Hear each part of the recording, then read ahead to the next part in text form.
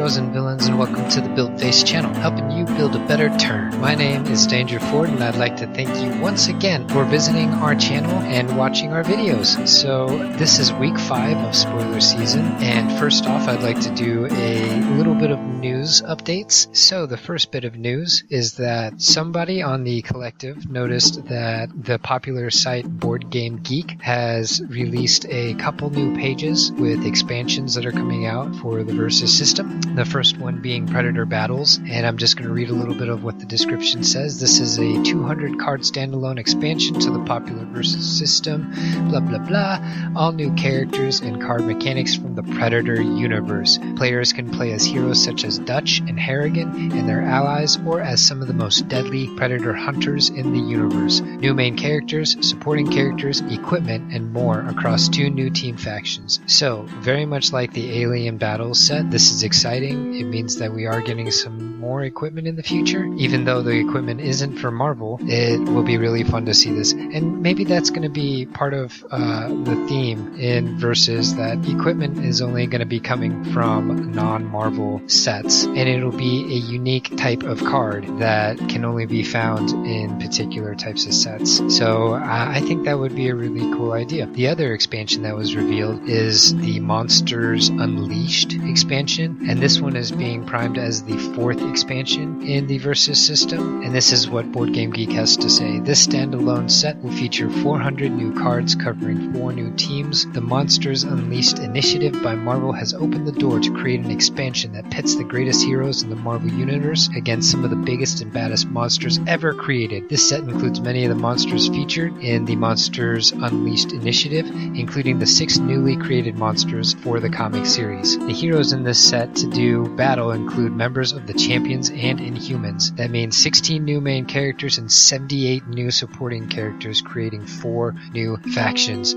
That's so exciting to hear. I mean, who doesn't like monsters, right? I'll have to admit I don't know very much about the Monsters Unleashed initiative, but I assume that Fing Fang Foom is a part of that. I believe I've heard that Godzilla is a part of that. Not only that, but we have Champions and Inhumans, so characters like Black Bolt, which is super exciting. So, and not only that, but it's another big box. It's 400 cards as opposed to the 200 card expansion set that is Predator. So yes, we'll be looking forward to those in the near future. The next bit of news that I'd like to reveal is that Mark Shaughnessy, a representative from Upper Deck, posted on the Facebook Collective about the Predator Battles expansion and how it's going to be released at Gen Con. He says, quote, "Right now I'm leaning toward Versus System 2 PCG, the Predator Battles, not being legal for the 10K at Gen Con. We are looking into doing something on Sunday that would be for Predator only. I'll keep everyone posted." So this is not probably very surprising to many people in the community. The Alien Battles set that came out at the last Gen Con came out a couple days before the 10K, and everybody was scrambling to make sense of any of the cards that came out in that set and how they could be utilized in their decks. And honestly, I think a lot of the community didn't really enjoy the way it was released, just for the bare fact that it really did make the deck building aspect very confusing, which meant that a lot of the people weren't bringing the best of the best in their decks that day. So I think that this is a good step in the right direction. It sounds like they're not just completely saying that Predator won't be allowed at Gen Con.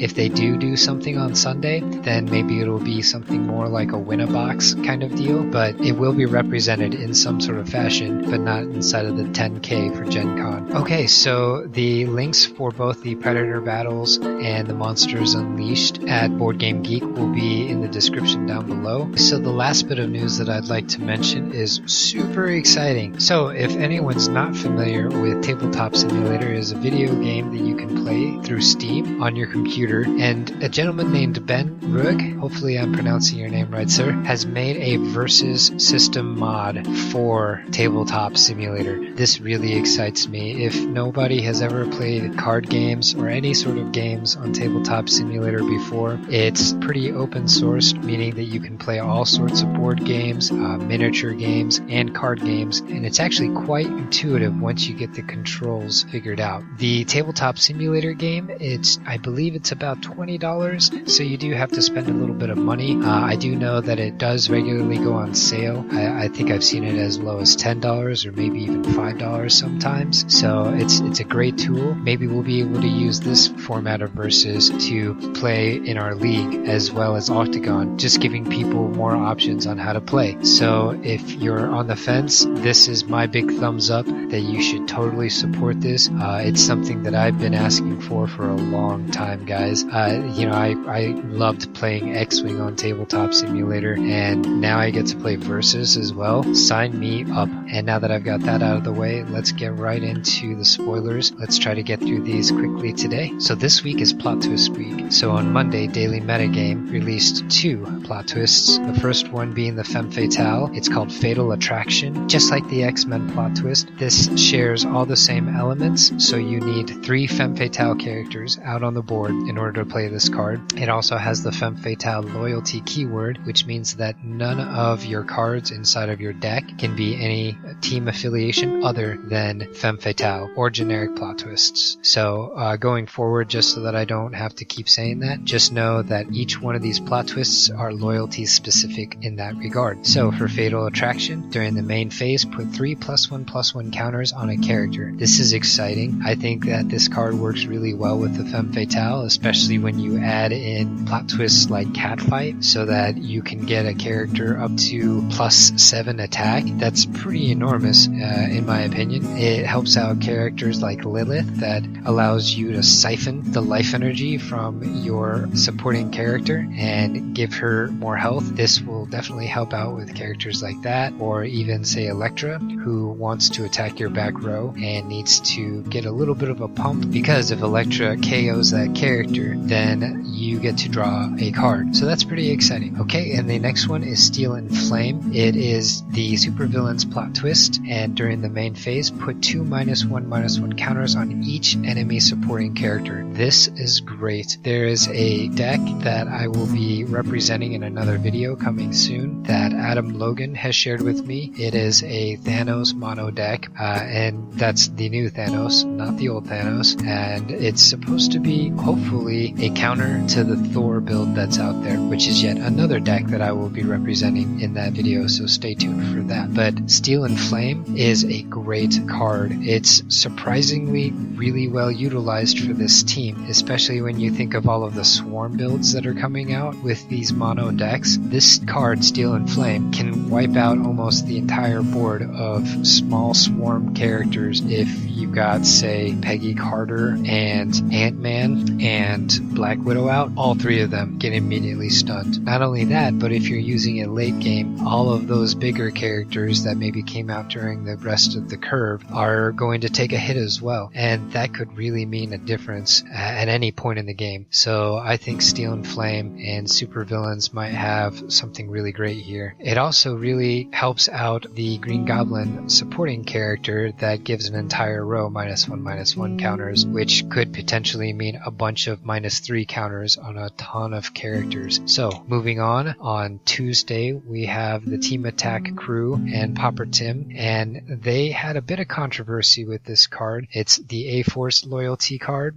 called Ready for Anything, and during the main phase, ready each character on your side. So at first, this card actually read, during the main phase, recover an enemy character, but it was pulled very shortly after, once Mark Shaughnessy realized that there was a typo to that card, and that was not supposed to be the power that it got. If anyone is confused, then this is the reason why, and we'll get into who actually got that card a little bit later, but just to let you know, the Ready for Anything A-Force card is actually main phase, ready each character on your side. I think this really helps out the A-Force team. It seems like most of these plot twists really seem to meld well with whatever the team affiliation generally likes to do with their cards. So with the A-Force, they like to team attack, which means that you can use all of these characters and then ready them all again, and and take out yet another big thing, or just clear the entire board. It works really well with characters like Miss America, who if she does stun, gets to recover immediately, so you will always be guaranteed to be able to attack with Miss America twice with this card. Okay, so going forward again, on Wednesday, we here at Team Build Phase got to introduce Avenge, and this loyalty card says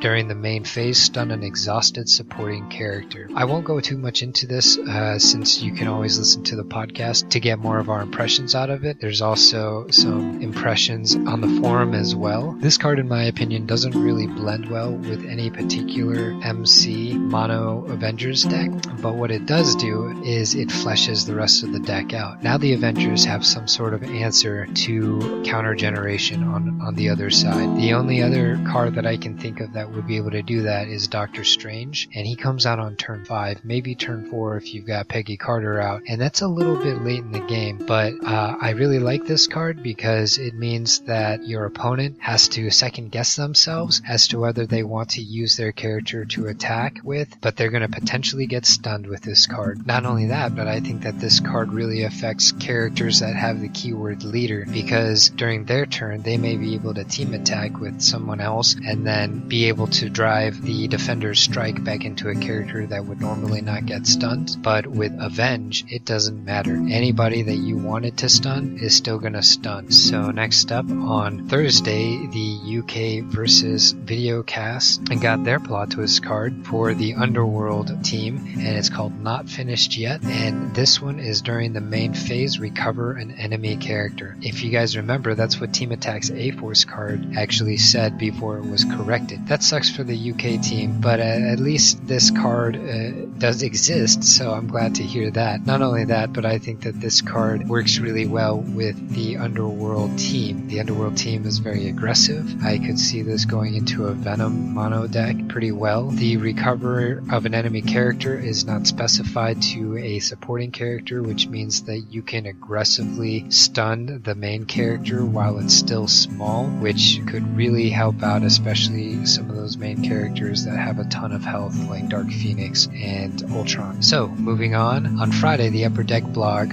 released a new supporting character for the A-Force team. This is a 1-drop Hawkeye, and it has range 3-1 and 1 health, and the keyword quick draw. While Hawkeye is ranged attacking, enemy characters can't strike back at her. So this is pretty interesting, and so it's almost like Ferocious in a way, or maybe even like Dodge in a sort of way, although it's happening in a different time during the combat sequence. The main thing to look at here is, if you notice, there are asterisks next to Hawkeye on both sides of her name. This is a new mechanic that Versus is calling sharing the mantle. So this is to distinguish Kate Bishop Hawkeye from the Clint Barton Hawkeye. So I'm just going to read verbatim what it says on the blog so that people can understand what the difference are between these two characters and how it works. So here's how the rules of sharing a mantle works. Hawkeye and the asterisk Hawkeye count as different characters for the purposes of uniqueness and power-ups. You can have both on your side at the same time, but they can't power up each other. If an effect asks you to name a card, ignore the stars. You'll just say Hawkeye and it will count both Kate and Clint. So the things to take away from this, so you can't use this particular Hawkeye card to power up the other Clint Barton Avengers Hawkeye card, which is a really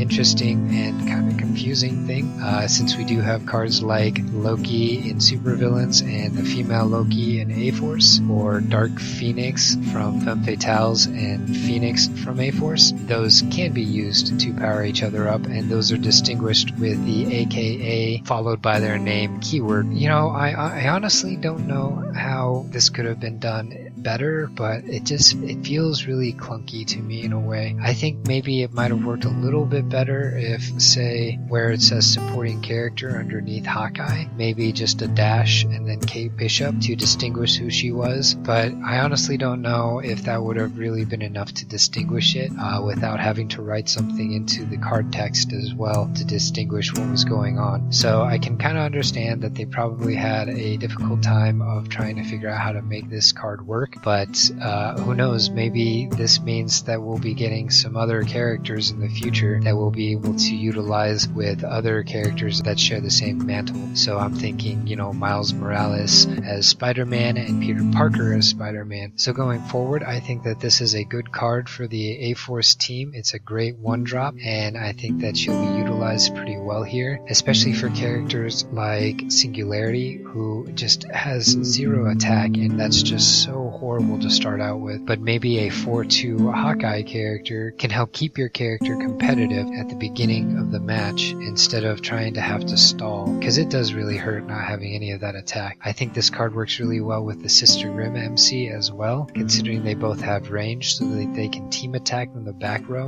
and Sister Grimm is a 5 defense, which means that most likely she's not going to get stunned back, and then Hawkeye, you know she can't get stunned back because of quick draw, so it's almost a guaranteed 5 attack. Okay, so those have been your spoilers for this week. Again, I'd like to thank you for watching. If you have any questions or comments, please leave them down below in the comments section. You can reach out to us at contactus@thebuildphase.com, or you can check us out at thebuildphase.com, where we have a forum and you can continue the discussion about all things Versus. So some quick news about the Build Phase League. Signups are open to the public at the moment, so if you're interested in playing people from all around the world, it's a really fun time. We have 2 divisions that we're introducing for Season 2, a Try-Hard division and a Kitchen Table division. The Try-Hard division being bring the best of the best that you can bring, and the Kitchen Table division being just for funsies. So we'll be introducing some different formats with that, probably some of the scenarios that Ben introduced to us on the collective, or maybe even some of our own takes on the game. So yes, check those out if you are interested in them. Okay, so this has been the Build Phase channel. Again, I'd like to thank you for watching. My name is Danger Ford, and have a nice week.